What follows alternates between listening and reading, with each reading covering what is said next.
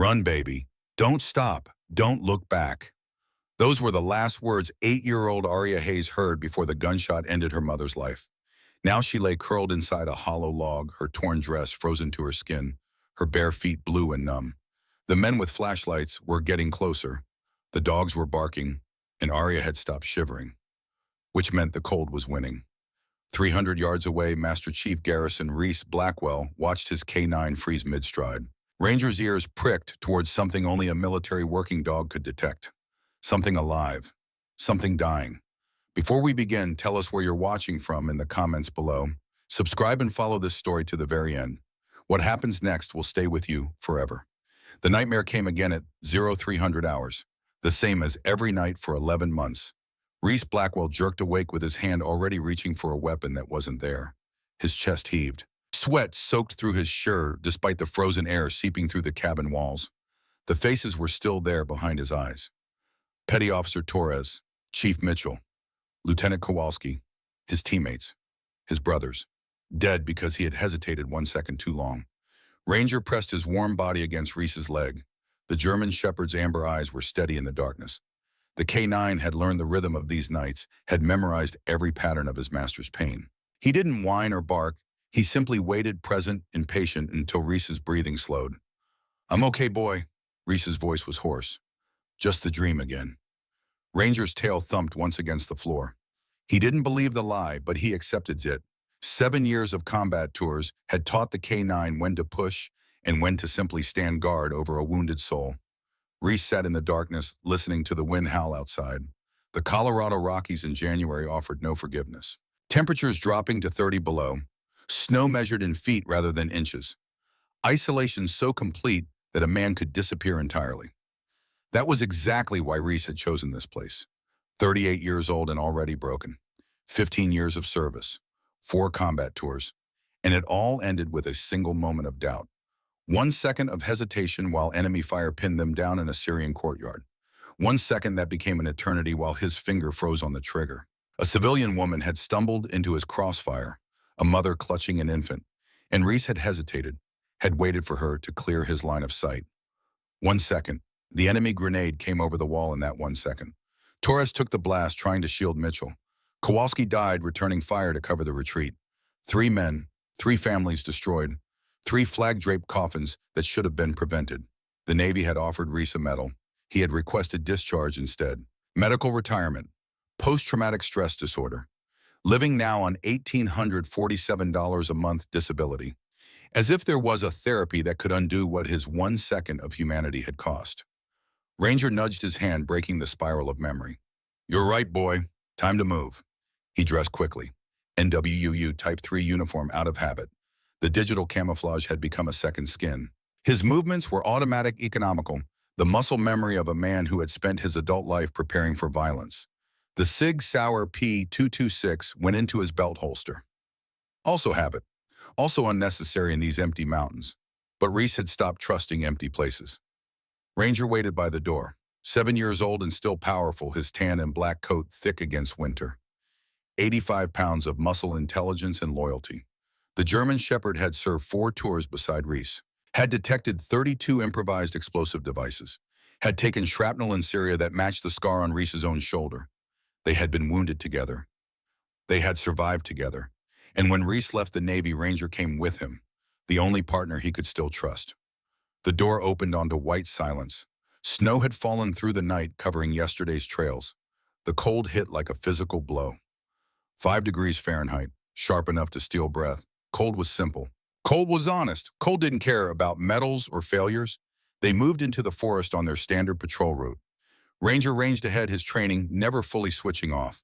He still cleared terrain, still checked scent patterns, still communicated with body language that Reese could read like words. An hour into the patrol, Ranger stopped. Reese halted immediately, every sense sharpening.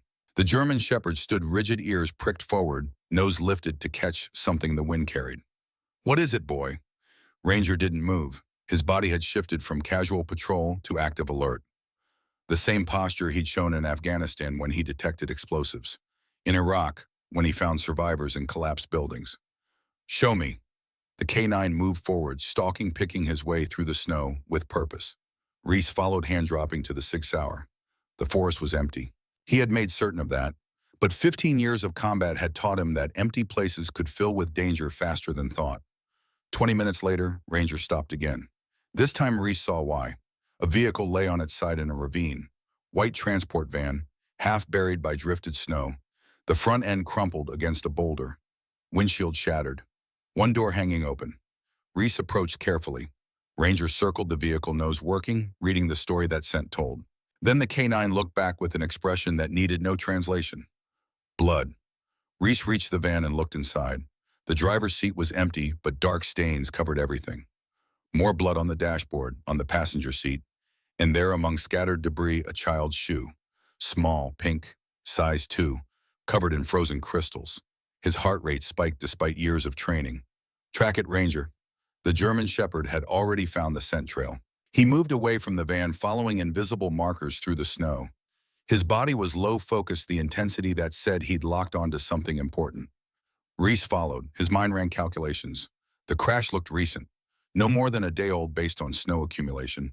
The blood suggested severe injuries, and that child's shoe meant someone small had been here. Ranger picked up speed, weaving between trees, crossing a frozen creek, climbing a ridge that offered no shelter from wind. Reese's lungs burned with cold air, but he kept pace. The canine wouldn't track this hard unless he'd found something worth the effort. They crested the ridge and Ranger stopped dead. A hollow log lay at the base of an ancient pine, partially covered by snow. Ranger approached slowly. His posture shifted from tracking to protection, the same stance he took when guarding wounded soldiers. Reese's throat tightened. He moved forward, crouching low, and looked into the hollow log. Blue eyes stared back at him. A child? A little girl, maybe 8 years old, curled into the smallest possible shape. Her blonde hair was matted with ice. Her lips had turned the color of winter sky. Her thin dress, torn and soaked, clung to a body that had stopped shivering. She was dying. Hypothermia. Stage 3. Core temperature somewhere around 86 degrees, the body shutting down. Minutes away from unconsciousness that would become permanent. Hey, he kept his voice soft, controlled. I'm not going to hurt you. I'm here to help. The girl's eyes widened. Something flickered across her face. Terror. No, she tried to scramble backward, but her body wouldn't obey. Don't take me back. Please, nobody's taking you anywhere. He stayed still, hands visible. I'm Reese. This is Ranger. We're going to get you warm. The sheriff. The girl gasped. He shot Mama. He's coming for me. Reese's mind raced. Sheriff shot her mother. This wasn't an accident victim. This was someone running from murder. What's your name? Aria. Tears froze on her cheeks. Aria Hayes, please don't let him find me. Reese made a decision, fast, certain, no room for hesitation. Aria, I'm a Navy SEAL. That means I know how to protect people. And right now, I'm going to protect you. He reached out slowly. I need to pick you up. I need to get you warm. Can you trust me? Aria stared at him. Her eyes moved to Ranger, who had positioned himself at the entrance to the log, guarding her. The canine's amber eyes were calm, steady, patient. Your dog, she whispered. He looks like Scout. Who's Scout? Mama's dog. Fresh tears spilled. They shot him too. He tried to protect her. Reese felt something crack in his chest. This child had watched violence that would break most adults, had witnessed murder. And now she lay freezing because running into a blizzard seemed safer than whatever she was running from. Ranger protects people, Reese said quietly. That's what he does. And now he's going to protect you. We both are. Aria's small hand reached out, touched Ranger's fur. The canine didn't flinch, just let her feel the warmth, the steadiness. Okay, Aria whispered. Reese lifted her carefully, tucking her against his chest, wrapping his jacket around her. She weighed nothing. 52 pounds when she should be closer to 60, as if fear and cold had already started stealing her substance. Hold on to me. He turned toward the cabin. Ranger lead. The German Shepherd moved ahead, clearing the path, checking for threats. Reese followed at the fastest pace he dared, hyper-aware of the fragile body in his arms. Aria pressed her face against his shoulder. He could feel her struggling to breathe. Stay with me, Aria. We're almost there. He killed her. The words came out slurred. Made me watch. Said I would disappear like the others. What others? But Aria had gone limp, consciousness finally slipping away. Reese's jaw tightened. He moved faster. The cabin felt like a furnace after the forest, though the temperature inside was barely above freezing. He laid Arya on the cot nearest the stove and went to work with the precision of a man trained in combat medicine. Her frozen clothes came off first. He wrapped her in every blanket he owned, positioning her body to maximize heat absorption. Her core temperature was dangerously low. He could tell by the waxy quality of her skin, the shallow breathing, the absence of shivering. "Come on, Arya, stay with me." Ranger lay beside the cot without being told, pressing his warm body against the blankets, adding his 90 pounds of heat. The K9 understood hypothermia, had helped treat it before in mountains and deserts. An hour passed, then two. Slowly color began returning to Arya's cheeks. Her breathing deepened. The trembling started. A good sign, her body recovering enough to generate heat again. Rhys allowed himself to exhale. He made soup, heating it until it steamed. When Arya's eyes finally opened, he was ready. Small sips. He helped her sit up, held the cup to her lips. "Your body needs to warm from the inside." Arya drank obediently, her eyes never leaving his face. When she spoke, her voice was stronger than before, though still fragile. "Why did you help me?" "Because you needed help. The others didn't." Her lower lip trembled. Mama was screaming, and they just drove past. Rhys's blood went cold. "Arya, tell me what happened. Tell me everything." If you're watching this from somewhere in the world, comment your city below. Subscribe to follow what happens next. Because what Arya revealed would expose a conspiracy that reached higher than anyone imagined. The story came out in fragments, broken by tears and pauses when the memories became too heavy. Rhys listened without interrupting his expression, neutral even as rage built inside him. Arya's mother, Victoria Hayes, had been a social worker, 34 years old, dedicated, the kind of person who actually read the files. 3 months ago, she'd started noticing irregularities. Children being transferred to out-of-state facilities. Paperwork that didn't match. Families being told their children were better off elsewhere. She'd investigated, quietly at first, then with growing horror as patterns emerged. 47 children over 15 years, and all funneled through the foster system, all transferred to facilities that didn't exist. Empty lots, disconnected phone lines, addresses that led to abandoned buildings. Mama said someone was selling them. Arya's voice was hollow, like they were things, not people.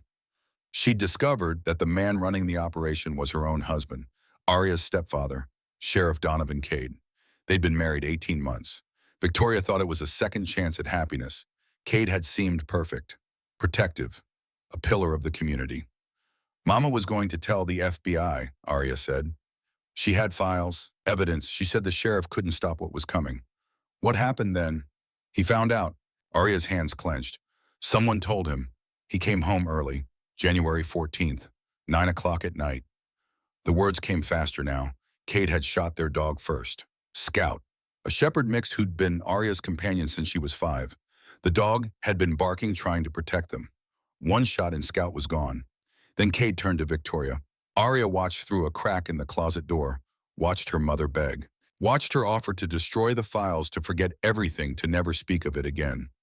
But Sheriff Donovan Cade didn't stop. He smiled. Arya's voice dropped to a whisper. He pulled out his phone, put it on speaker, called someone, said she knows everything. 47 files. FBI meeting scheduled 0900 hours tomorrow. Evidence location unknown. What's the play? Rhys leaned forward. Who did he call? A man. I didn't know his voice then, but I've heard it since. Arya's eyes were ancient with knowledge. The man said permanent solution. Stage accident. Burn the house. No evidence, no witness. Mama screamed when she realized, when she understood who he was talking to. Then Sheriff Cade shot her, sent her mass while smiling, while I watched. The silence was absolute. Rhys could hear his own heartbeat, could feel Ranger's breathing, could sense the weight of this child's trauma. He made you watch, Rhys said quietly. He wanted me to understand. Arya met his eyes. Said it was important I see what happens to people who cause problems, who betray family. Then he put me in a van with Deputy Wyatt Brennan. Said I was going to disappear like the others. The van crashed. Arya touched her head where Rhys noticed a fading bruise. Deputy Wyatt was driving too fast. Black ice. We hit something. The van rolled. I woke up and Deputy Wyatt was unconscious. The door was open, so I ran. You ran in bare feet, through a blizzard. Mama told me to run. Arya's chin lifted. Her last words, Run, baby.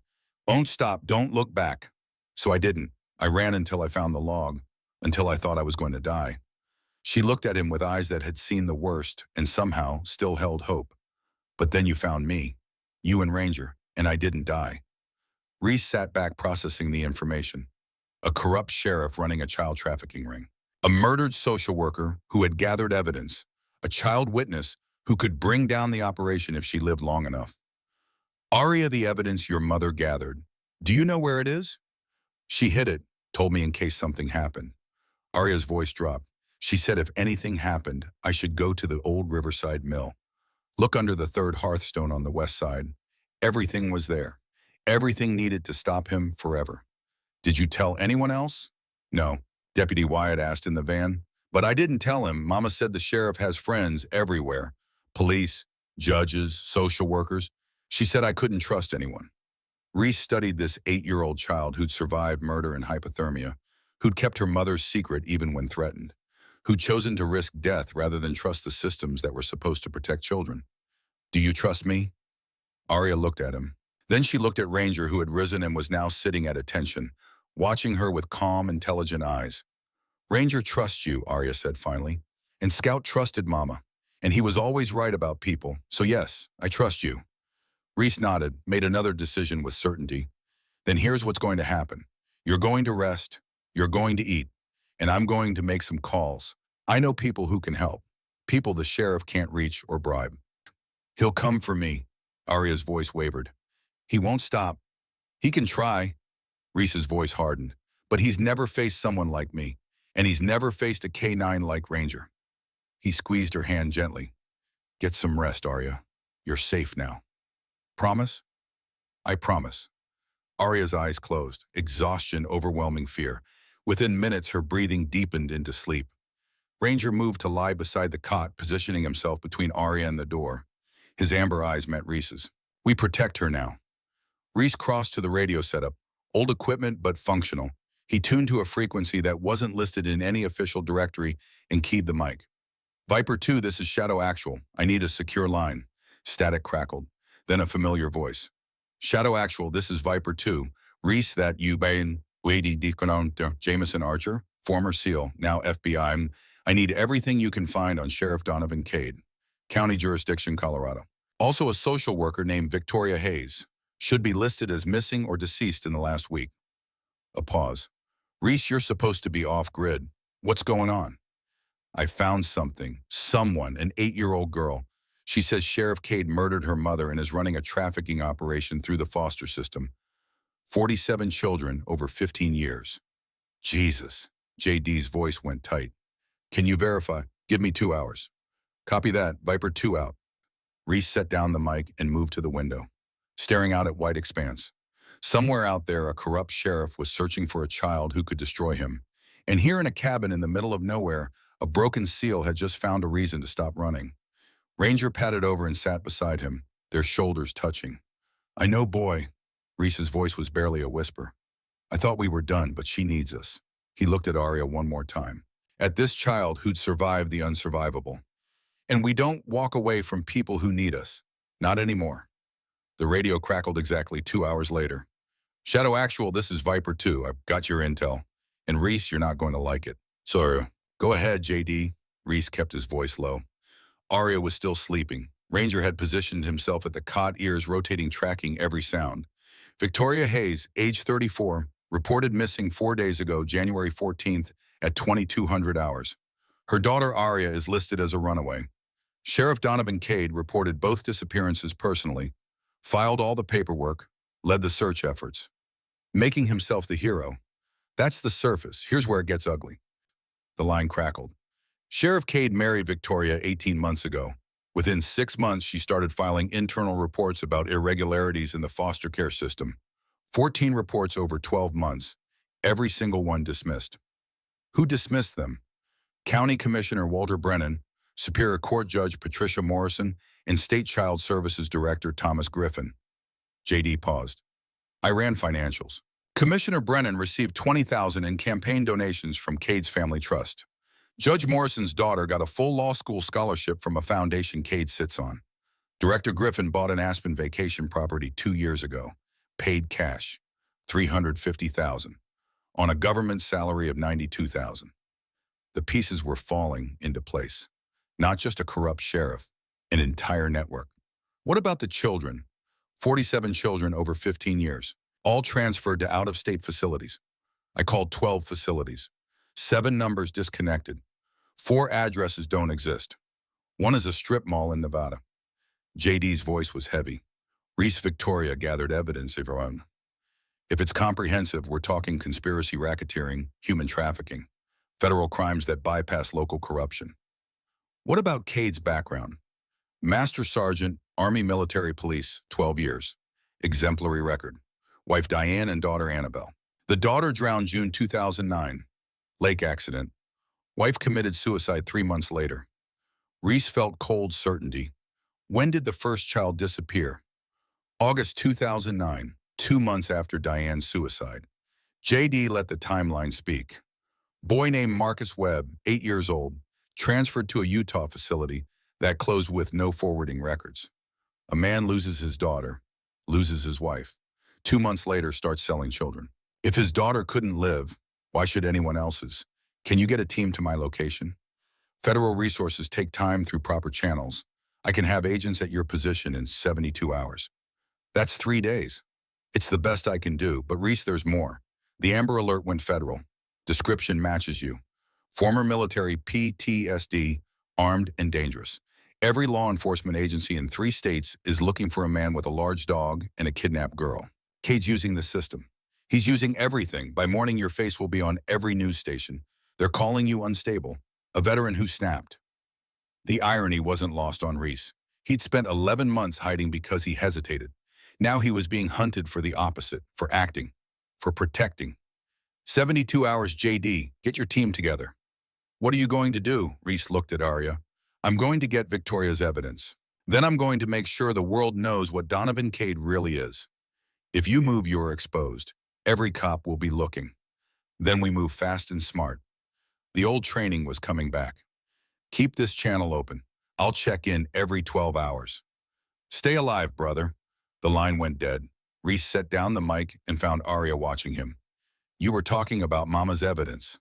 You should be sleeping. I heard you. Arya sat up. You're going to the mill to get what Mama hid. That's the plan, but you're staying here. No, the word carried absolute conviction. Reese turned to face her. This 8-year-old who'd survived murder in a blizzard was looking at him with eyes that had forgotten how to accept no. Arya, it's too dangerous. I know where it is. 3rd Hearthstone from Fireplace, West Side. She stood on trembling legs. Mama told me, because she knew if something happened, I'd be the one to finish it. You're 8 years old. I'm 8, and I watched my mother die because she tried to save 47 children. Arya's voice didn't rise, just carried weight. You promised to protect me. That means helping me finish what she started, not locking me away. Reese studied her, saw determination, the tilt of her chin that said she'd rather die trying than live in safety while her mother's murder went unanswered.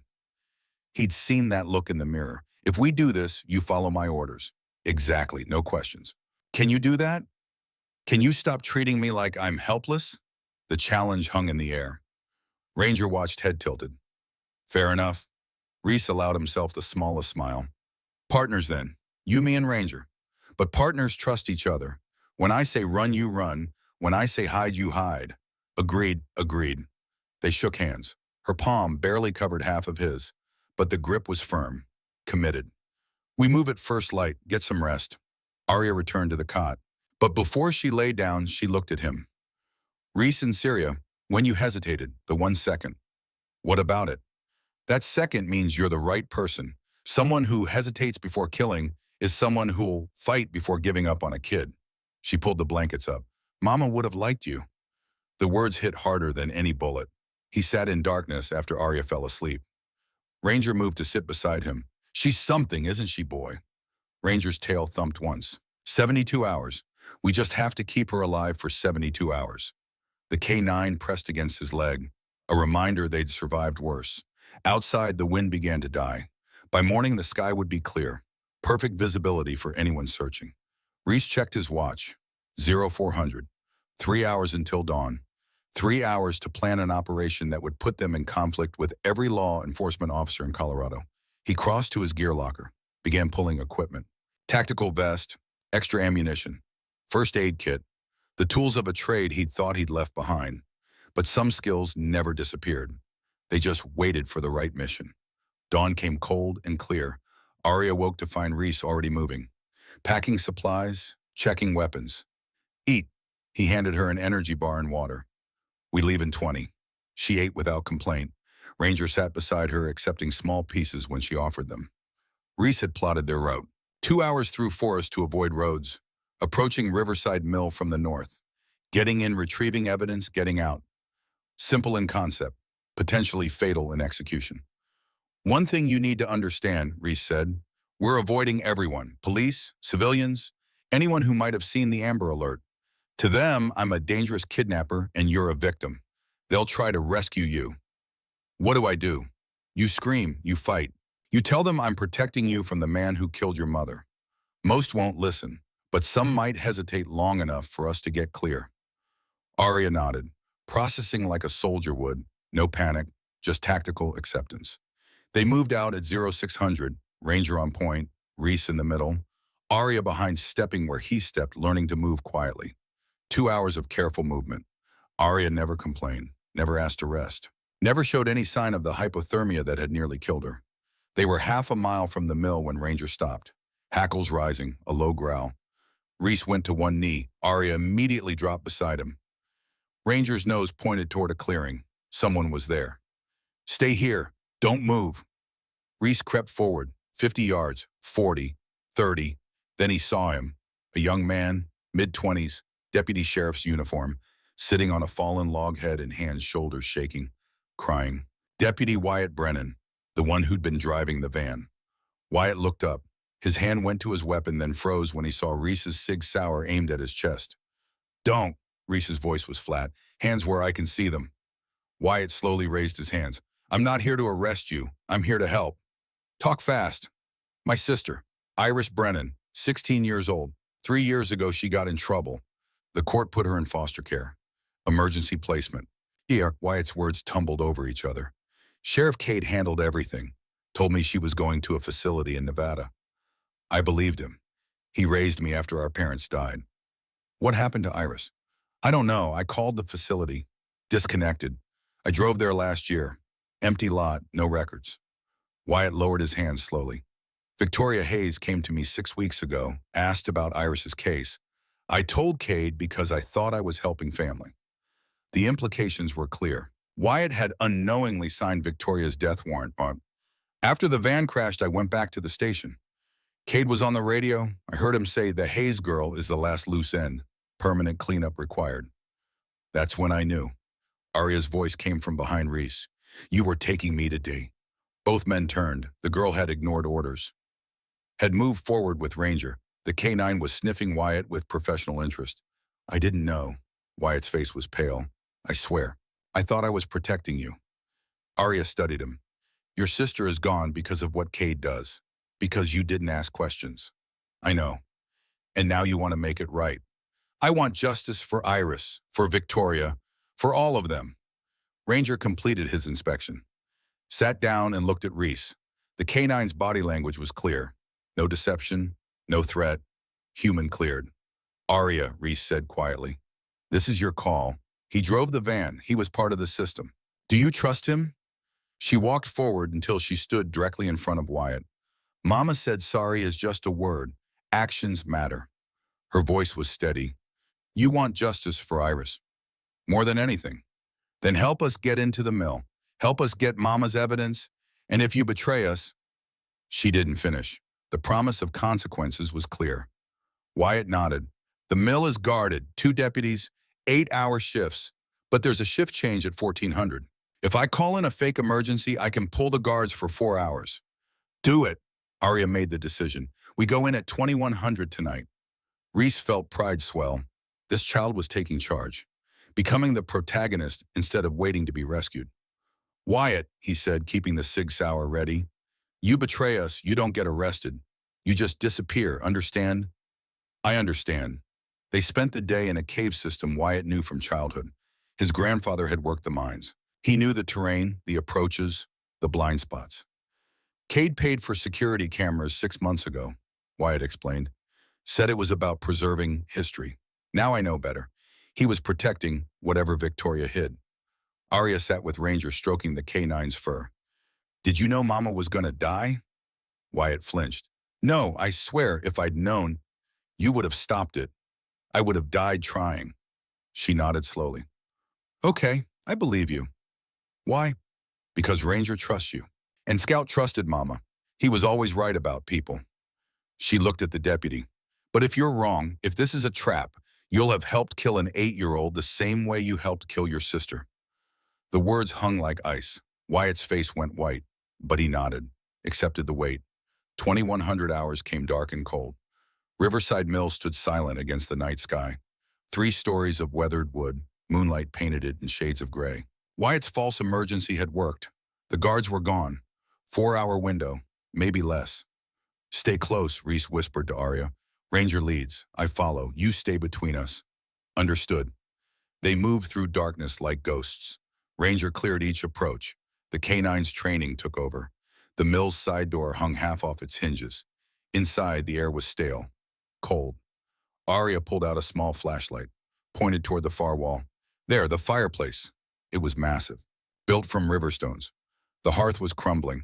Arya knelt, counted stones. 1, 2, 3. The third stone was slightly raised. She worked her fingers under its edge. Reese moved to help, but she shook her head. This was her mother's legacy. She needed to retrieve it herself. The stone lifted. Beneath was a hollow space. Inside, wrapped in waterproof material, was a container. Arya opened it with trembling hands. Hard drive, USB stick, thick folder of documents, photographs. Reese flipped through quickly. Financial records showing wire transfers totaling $180 million over 15 years. Offshore accounts, names of children with dates and amounts. $50,000 per child, $80,000 for specific requests. 47 children, 47 lives sold. Then he found the photo that changed everything. A charity gala. December 2023. 3 men in expensive suits. Sheriff Cade on the left. An older man Reese didn't recognize in the middle. And on the right, smiling for the camera, was Senator Whitmore Sterling, chairman of the Senate Judiciary Committee, presidential candidate, the man whose campaign was built on protecting children. Oh my God, Wyatt stared. That's Sterling.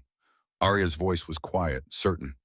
He came to our house last summer, brought me a doll, $200, but his smile didn't reach his eyes. Mama saw it too, pulled me away. Reese felt cold certainty. This wasn't just a corrupt sheriff. This was a national conspiracy. He pulled out the satellite phone. Shadow Actual calling Viper 2. Go ahead, Reese. We have the evidence, all of it. And JD photographs connect Cade to Senator Whitmore Sterling. Silence. 5 seconds. 10. Sterling. Are you certain? Charity gala photo, December 2023, and Arya recognizes him. He came to their house. If Sterling's involved, this goes beyond county corruption. We're talking federal level, judges, prosecutors, CIA assets, people with unlimited resources. How long until you can get a team? 72 hours through clean channels. Headlights suddenly cut through the mill's windows. We've got company, Wyatt hissed. Multiple vehicles. Reese moved to the window, 6 vehicles converging.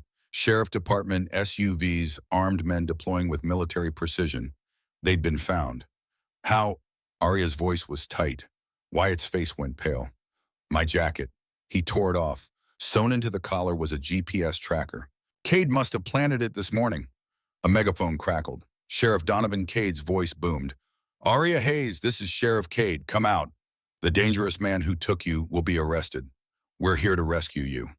If this story is reaching you, share it with someone who needs to know that truth finds a way. Subscribe to see how an 8-year-old faces down a conspiracy. Arya looked at Reese, at the surrounded mill, at the evidence in her hands. What do we do? Reese assessed. Outnumbered. Outgunned. No escape route. Every officer outside thought they were rescuing a child. Then Wyatt spoke. There's another way. The cellar. Mining tunnels connect to drainage system. Unstable, but they run for miles. Can you navigate them? I was 8 last time, but I remember the entrance. Arya didn't hesitate. We go down, now. Reese grabbed the evidence. Ranger moved to Arya's side. Wyatt led them to a trapdoor hidden beneath debris. Boots were on the porch. Voices coordinating entry. Seconds away. You first, Reese told Arya. Then Wyatt, Ranger and I cover. She dropped into darkness. Wyatt followed. Reese was descending when the door exploded inward. Flashlight beams cut through dark. Orders shouted. Ranger jumped through the trap door. Reese followed, pulling it closed as the first deputy entered. They landed in absolute darkness. The air was thick, stale. This way, Wyatt's flashlight clicked on. Follow me, step where I step. They moved through tunnels that felt like being swallowed. Wooden beams groaned, water dripped. The passage narrowed until Reese had to turn sideways. Behind them, muffled voices. The trap door opening. Pursuit beginning. How far? Reese kept one hand on Arya's shoulder. 200 yards, maybe more. Wyatt's voice cut off. There, the drainage outlet. Light appeared, gray, faint, dawn. They emerged into freezing air, a drainage culvert. Behind them, pursuit echoed through the tunnel. Now we run. Reese grabbed Arya's hand. Ranger lead. The K9 took off, reading terrain, finding the safest path. Reese followed, pulling Arya along, feeling Wyatt keeping pace. They ran for 30 minutes, until lungs burned and legs screamed, and pursuit had faded. Finally, Ranger stopped. Another cave system, smaller but defensible. Arya collapsed, gasping. But when she looked up, her eyes were fierce, triumphant. We got it. Mama's evidence. Reese allowed himself 5 seconds of relief. Then training took over. We rest 2 hours, then move again. JD's team is 72 hours out. Until then, we stay mobile. Wyatt stared at his hands. I led them to you, the tracker. You didn't know. Arya's voice was gentle. And you got us out through the tunnels. You chose the right side. My sister is still gone. 47 children are still gone. Nothing changes that. No, but what you do next changes what happens to the children still out there. Still waiting. The words came from an 8-year-old, but the wisdom was ancient. Reese pulled out the satellite phone. Time to update JD. Time to accelerate. Please tell me you got out clean. We got out. We have the evidence, but Cade knows, which means Sterling knows. Then move through unofficial channels. Call in every favor. Because if Sterling has the resources, you think we're running out of time. A pause.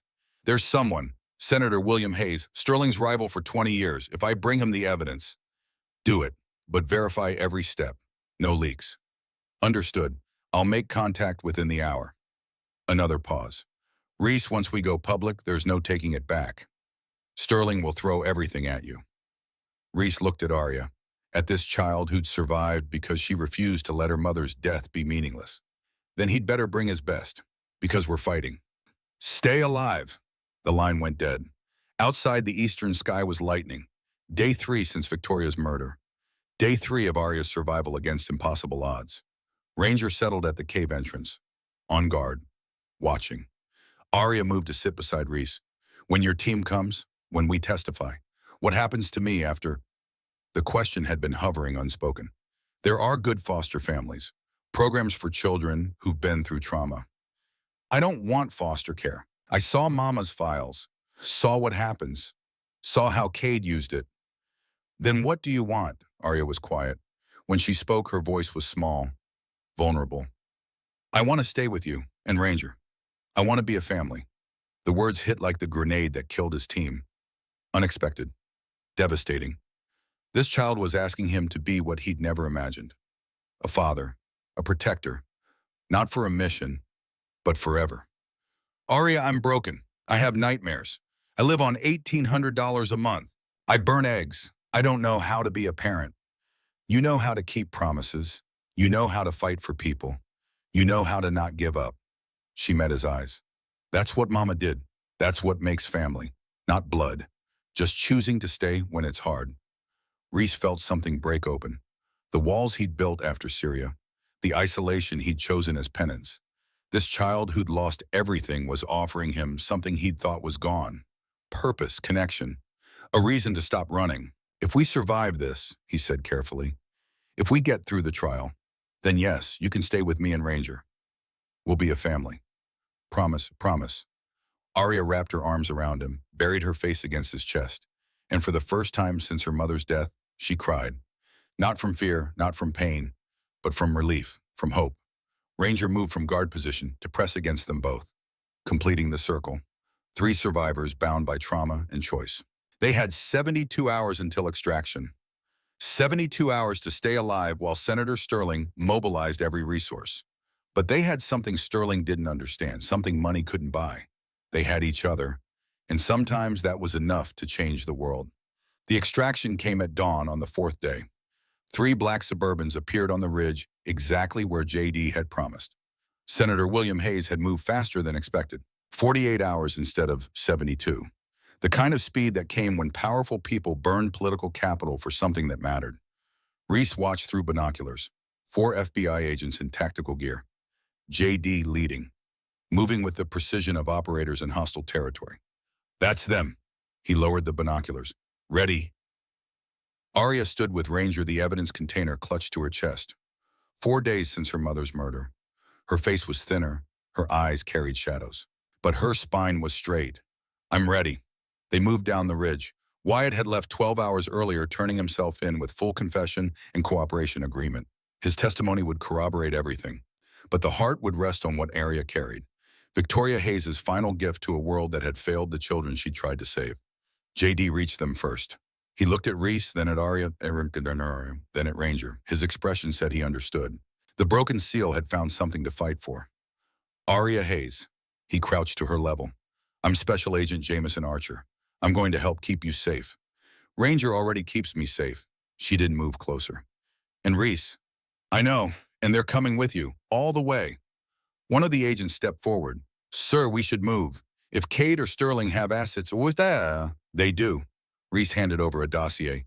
Sheriff Cade's been mobilizing private contractors, former Blackwater types. I've spotted 3 teams in 48 hours. JD's face went hard. Sterling's escalating. He filed a federal injunction 6 hours ago trying to block investigation. Can he stop this? Not anymore. Senator Hayes went to the Attorney General. By the time Sterling knew federal marshals were being briefed, JD checked his watch. We're arresting Cade and Sterling simultaneously. 0600, right about now. His radio crackled. Viper 2, this is Alpha Team. Subject Cade in custody. Seconds later, Bravo Team reports Senator Sterling secured. Subject attempting to flee via private jet. Arya's grip tightened. They got him. They actually got him. We got him, JD smiled. Because of you, because you ran into a blizzard instead of giving up. The convoy moved fast, 3 hours to Denver, then to a secure facility where Arya would be protected while prosecutors built their case. The news broke before they reached city limits. Senator Whitmore Sterling, presidential candidate, arrested on charges of human trafficking, racketeering, conspiracy to commit murder, and treason. Cable networks went into overdrive, Sterling's face on every screen, his politician's smile replaced by rage, handcuffs, screaming about witch hunts. But there were other images. Victoria Hayes' photo, a woman who'd died trying to save children, grainy footage of Sheriff Cade being led into federal custody. The media wanted a simple story. Hero agents, corrupt officials, justice served. They didn't know the real story yet. Didn't know about an 8-year-old who'd walked into a blizzard, about a broken seal who'd found redemption, about a K9 who'd bound them together. That story would come out at trial. Senator Hayes' compound was everything Reese expected. 12-foot walls, armed security. But there was warmth. Family photos, grandchildren's drawings. Hayes met them in his study. 62 with silver hair and the bearing of someone who'd spent decades in political combat. Arya, he shook her hand like she was an adult. I'm Senator Hayes. I've been waiting for evidence like this. Sterling and I went to Yale's together. I watched him change. Watched power corrupt him. Mama's evidence will prove it. Your mother's evidence will burn his network to the ground. Hayes opened the container, began sorting with efficiency. Financial records showing $180 million moving through shell companies. Audio recordings of Sterling ordering permanent solutions. Witness statements from 3 terrified social workers. He held up the charity photo and this, Sterling at a children's advocacy dinner, standing next to the trafficker. The optics alone will destroy him. When does trial start? Reese asked. Federal prosecutors want 3 months to build an airtight case. Sterling has the best lawyers money can buy. We get 1 shot. 3 months. Arya's voice was small. That's long. Hayes looked at her with admiration. You survived 4 days that would break adults. You can survive 3 months of preparation. And after we testify, the question hung. Hayes glanced at Reese, reading the dynamic. That depends on factors. Foster care, counseling, finding a home where you can heal. He paused. Unless you have family preferences, I want to stay with Reese. Arya moved beside him. Ranger immediately positioned between them. He promised, we're family. Hayes studied them. The man who'd learned to kill and live with guilt, the 8-year-old who'd survived murder and conspiracy, the K9 who'd bonded them. Adoption requires background checks, home studies, evaluations. It's not simple when the prospective parent is single with PTSD. I can pass whatever tests you need. Reese's voice was steady. I kept her alive when the entire sheriff's department was hunting us. I'll keep her alive for the next 80 years. I believe you will. Hayes closed the container. Let's get through the trial first. The months that followed were strange. Arya lived in protective custody, attended school via Zoom, worked with trauma counselors. Some days were better. Some nights she woke screaming, and only Ranger's presence calmed her. Reese stayed in the guest house, close enough to respond, far enough to maintain propriety for social workers. 3 weeks before trial, his counselor asked a question. Do you think you hesitated in Syria because you saw your own future daughter? Reese stared. I didn't have a daughter. You do now. Maybe some part knew that 1 second would lead you to save Arya. Maybe it wasn't hesitation. Maybe it was destiny. He didn't believe in destiny. Didn't believe Torres and Mitchell and Kowalski died so he could be positioned to rescue Arya. But he believed in choices, in helping instead of walking away, in keeping promises, in becoming worthy of the trust Arya placed in him. That was enough. The trial began April 15th, Federal Courthouse, Denver. The gallery packed with media, victim families, the curious. Security was unprecedented. Metal detectors, armed marshals, snipers on rooftops. Because Sterling's network hadn't collapsed quietly. 3 judges resigned, 8 prosecutors under investigation, 23 state officials arrested in coordinated raids. Sterling's defense team was what $100 million in legal fees bought. 5 attorneys from D.C.'s most prestigious firm. They'd filed 17 motions to dismiss, challenged every piece of evidence, but they couldn't challenge Victoria's documentation. Couldn't explain financial records showing Sterling's accounts receiving $80,000 47 times. Couldn't dismiss audio recordings of Sterling's voice ordering permanent solutions. Still, they had one card, one witness they could discredit, an 8-year-old girl. If you've ever needed courage to face impossible odds, what happens next is for you. Share this with someone who needs to remember truth is stronger than power. The prosecution spent 2 weeks building their case. Financial experts traced money through 12 shell companies. Digital forensics testified about metadata. Former associates described operations. 47 children, 47 files, each presented with photos from before they entered the system, smiling, whole. Then the transfer orders, the fake addresses, the trail going cold. 3 of the children had been found, rescued. Their testimony was devastating. Adults now, but their eyes still held ghosts. Then came Deputy Wyatt Brennan. His sister Iris had been one of the 47. He described his complicity with shame that aged him. I trusted Cade. I didn't ask questions. Iris disappeared because I was a coward. Victoria died because I told Cade she was investigating. All I can do is tell the truth and hope it prevents one more child from suffering. The defense tried to break him, tried to paint him as desperate. But Wyatt had taken a 10-year plea when he could have negotiated less. He wasn't testifying to save himself. Then came the moment everyone waited for. April 18th at 900 hours, the prosecution called their final witness, Arya Rose Hayes. She walked to the stand with Ranger beside her. The judge had granted an exception. The K9 could remain during testimony. Reese sat in the front row.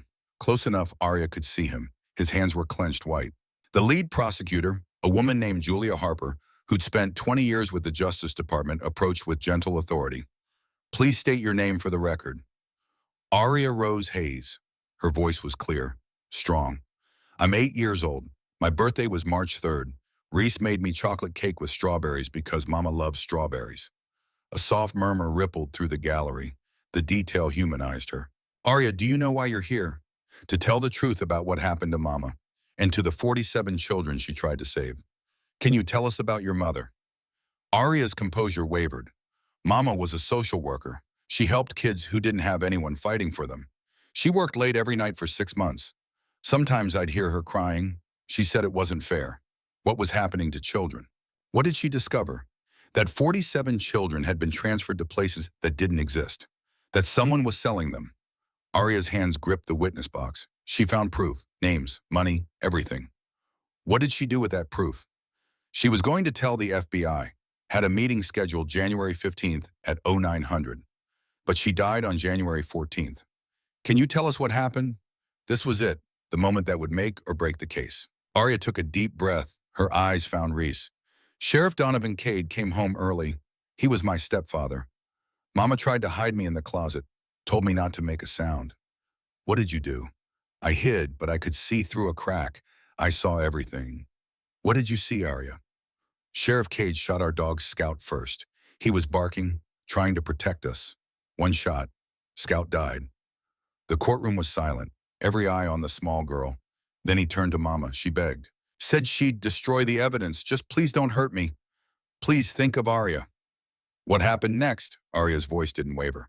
He pulled out his phone, put it on speaker, called someone, said she knows everything. 47 files, FBI, meeting 0900 tomorrow, evidence location unknown. What's the play? Did you recognize the voice that answered? Not then, but I've heard it since, Arya pointed at Sterling. That man, he said permanent solution, stage accident.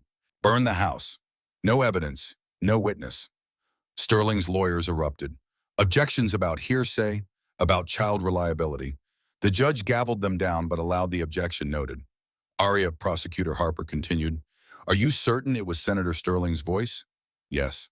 How can you be certain? Because he came to our house 6 months before, July 2024. Mama invited him to dinner because she respected his children's advocacy work. He brought me an American Girl doll, $200. What do you remember about that visit? His smile didn't reach his eyes, like he was wearing a mask. He kept looking at me in a way that felt wrong. Mama saw it. She pulled me away, made excuses. Later she cried, said she couldn't believe she'd invited him into our home.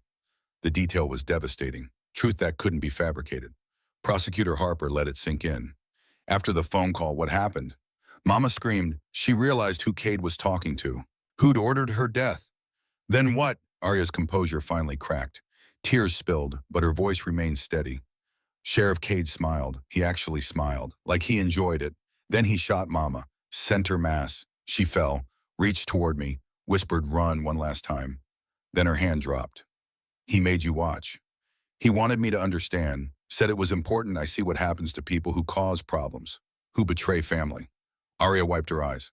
Then he put me in a van with Deputy Brennan, said I was going to disappear like the others. The rest of her testimony detailed the crash, the 3-mile run, Reese and Ranger finding her, the escape, retrieving evidence. Sterling's defense cross-examined for 3 hours, suggested trauma corrupted memory, implied Reese coached her, questioned how an 8-year-old could remember such details. But Arya didn't break. Every attack met with calm certainty. Every attempt to trip her revealed more corroboration. Her account matched Wyatt's timeline, matched phone records showing Cade called Sterling at 21:15 January 14th, matched audio recordings on Victoria's USB drive. When the defense gave up, Prosecutor Harper had one last question. Arya, why didn't you surrender to police? Because Mama said Sheriff Cade had friends everywhere. Police, judges, social workers. The whole system was infected. The only person I could trust was someone outside it. And you chose Master Chief Blackwell. I chose Ranger first. He's a K9, 7 years combat tours. He knows bad people from good people. When he sat calmly and wagged his tail, I knew Reese was safe. Arya looked at the K9. Dogs don't lie. Dogs don't have agendas. Scout trusted Mama and tried to protect her. Ranger trusted Reese and protected me. That was enough. The simplicity hit harder than any legal argument. A child making life or death decisions based on a dog's judgment because the human systems designed to protect her had become weapons. The defense had no response. Arya stepped down and walked to Reese. He pulled her into his arms, held her while she finally broke down. While terror and trauma crashed over her, the judge called recess. The gallery emptied, but Reese stayed with Arya in his lap and Ranger pressed against them. A broken seal and traumatized child in combat K9. You did it, Reese whispered. You stopped them. Did I? Will they convict? Yes, I promise. The jury deliberated 8 hours. May 7th at 1500 they returned. Senator Whitmore Sterling stood as the foreman read. On the charge of conspiracy to commit human trafficking of 47 minors, we the jury find the defendant guilty. The gallery erupted. The judge gavelled for order. On the charge of conspiracy to commit murder first degree regarding Victoria Hayes guilty. Sterling swayed. His lawyers grabbed his arms. On the charge of racketeering under RICO statute guilty. On the charge of treason for selling classified documents guilty. 18 counts total. Guilty on everyone. The judge's voice cut through chaos. Defendant remanded to custody pending sentencing. Bail denied. Marshals moved to take Sterling. As they led him past, he stopped. Looked at Arya with rage and disbelief. You destroyed me. A child destroyed me. Arya stood, all 4 feet 2 inches, met his eyes without flinching. No, sir. You destroyed yourself the first time you sold a child, the first time you chose money over human life. Her voice was steady. I just told the truth about what you'd become, and truth always wins. Mama taught me that. Sterling tried to respond, but marshals pulled him away. The doors closed, and the man who'd nearly become president was gone. Sheriff Donovan Cade had been sentenced 2 weeks earlier. 6 consecutive life sentences plus 50 years. Deputy Wyatt Brennan received 10 years with parole eligibility in 6. Additional arrests came in waves. 12 judges disbarred or imprisoned. 23 state officials charged. The infrastructure that enabled Sterling's operation for 15 years came crashing down. But the biggest change came May 20th, sentencing day. Senator Whitmore Sterling stood before the judge one final time. No longer in expensive suits, just orange jumpsuit and handcuffs. Judge Rebecca Sullivan showed no mercy. Mr. Sterling, you held a position of public trust. You were elected to protect the vulnerable. Instead, you preyed upon them. You sold children. You murdered a woman trying to save them.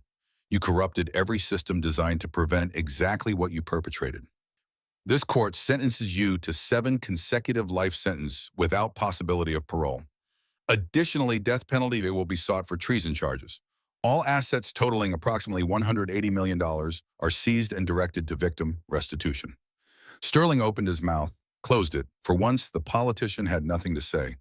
Take him away. As marshals led him out, Sterling looked at Arya one final time. She stared back, unafraid. The 8-year-old who'd brought down an empire because she refused to let her mother's sacrifice be meaningless.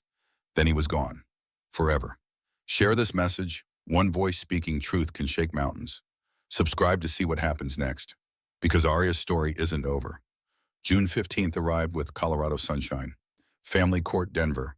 A different proceeding, smaller, more intimate, but equally important. Judge Sarah Blackwell presided. 58, 20 years on the bench. But this case was different. Everyone knew the names, knew the story. Master Chief Garrison Blackwell, you've petitioned to adopt Arya Rose Hayes. You understand this is permanent, that you'll be responsible for her welfare until adulthood. I understand, Your Honor. You're a single male with PTSD living on disability income. Why should this court believe you're capable of providing a stable home? Reese had prepared answers, but standing with Arya beside him and Ranger between them, rehearsed speeches felt wrong. So he told the truth. Because for 11 months I was selfish. I hid because facing the world meant facing what I'd done. I thought isolation was penance. Then I found Arya dying in a hollow log, and she reminded me that hesitation isn't always weakness. Sometimes it's humanity. Sometimes that 1 second prepares you to be exactly where you need to be to save someone. He looked at Arya. She taught me that broken doesn't mean worthless, that guilt can become purpose, that the worst thing can lead to the best thing if you're brave enough. I can't promise I won't have nightmares. Can't promise I'll be perfect. But I can promise I'll fight for her every day. Protect her. Believe in her. Give her the home Victoria would have wanted. We've already survived the impossible together. Whatever comes next, we can survive that too. Judge Blackwell was quiet. Then she looked at Arya. Young lady, you've been through more than any child should endure. Why do you want Master Chief Blackwell to adopt you? Arya stood, straightened her spine. Oh, I remember one. Because he kept his promises. When he said he'd protect me, he did. When he said we'd get Mama's evidence, we did. When he said we'd bring down the bad people, we did. But mostly because he sees me, not as a victim, not as the poor girl who watched her mother die. He sees me as Arya. as someone who can be scared and strong at the same time. Mama died giving me the chance to survive. Reese taught me how to do more than survive, how to live, how to fight, how to matter. She reached for his hand. We're already family, have been since he pulled me out of that log. This just makes it official. Judge Blackwell smiled, the first genuine smile. It is the judgment and order of this court that the petition is approved. As of this moment, Aria Rose Hayes becomes Aria Rose Blackwell. You are now legally and permanently father and daughter. The gavel came down. Aria turned to Reese with tears streaming. I have a dad, a real dad, forever. And I have a daughter, the bravest person I've ever known. They held each other while Ranger barked once, the only time the K9 had made noise in a courtroom. Pure joy, completion. The social worker approached with adoption certificates, documents that transformed hope into permanence. Congratulations, Master Chief Blackwell. Congratulations, Aria. You're officially a family. We've been a family since January 15th, Reese said quietly. This just means everyone else knows it too. They left the courthouse into sunshine and camera flashes. Media had shown up, wanted to document the moment, but Reese and Aria walked past without stopping. This wasn't for cameras. This was for them. For Victoria, who'd given everything. For Scout, who'd died protecting. For Torres and Mitchell and Kowalski, who'd taught Reese that 1 second could change everything. For everyone who'd been broken and chose to keep living. 7 months passed. December 15th arrived with early snow and cold that reminded Aria of the night she'd almost died. But the memory had changed. No longer pure terror. Now it was proof. Proof she'd survived. Proof that sometimes miracles came on frozen feet. The press conference was held at Colorado State Capitol. Senator Hayes had arranged everything. Aria stood at the podium with Reese and Ranger. 9 years old now, taller, stronger, but still carrying the weight of 47 children. Today, the Frozen Witness Foundation announces a milestone.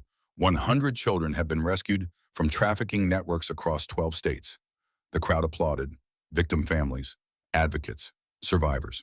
My mama saved the first 47 with her evidence. We've saved the next 100 with her courage. $18 million from Senator Sterling's seized assets funds our operations. Every dollar he made hurting children now goes to saving them. But 1 million children are still missing in America. 1 million families still waiting, still hoping. Our work isn't done, it's only beginning. She looked at Reese, at the man who'd gone from broken seal to devoted father. Mama used to say that the best people are the ones who've been broken and put themselves back together.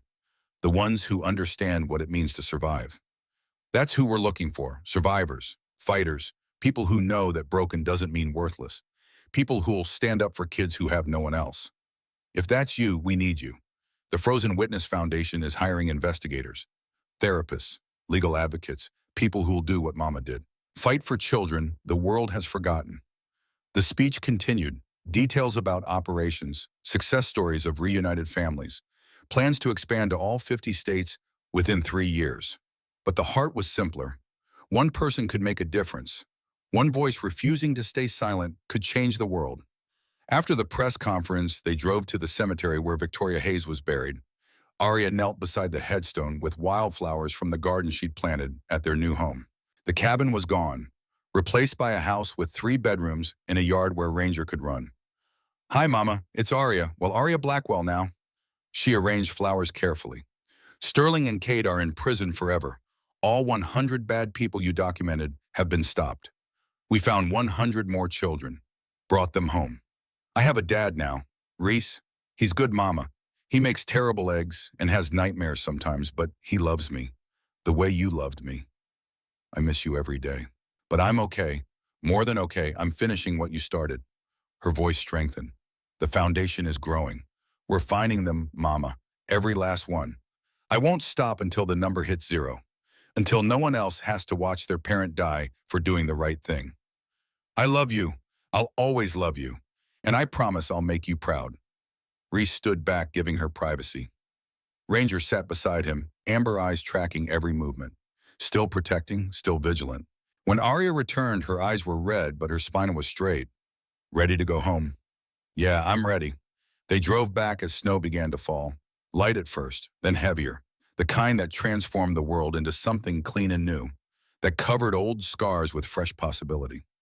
That night, they sat on the porch watching stars emerge between clouds. The same stars that had watched over Arya in the frozen forest. The same stars that had guided Rhys through combat. The same stars that had witnessed every moment of their journey from strangers to family. Dad, Arya used the word carefully, still getting used to how it felt. Yeah, sweetheart. Do you think Mama sent you to find me? Rhys thought about Syria, about the 1 second that had haunted him for 11 months, about how that moment had led him to Colorado, to isolation, to being in exactly the right place to hear Ranger alert. I think your mama made sure I was in the right place at the right moment. The rest we did together. Do you still have nightmares? Sometimes less than before. When I wake now, I don't just see the people I failed to save. I see you. See Ranger. See proof that 1 second of humanity led to something good. Arya leaned against him. That's what Mama used to say. That everything happens for a reason.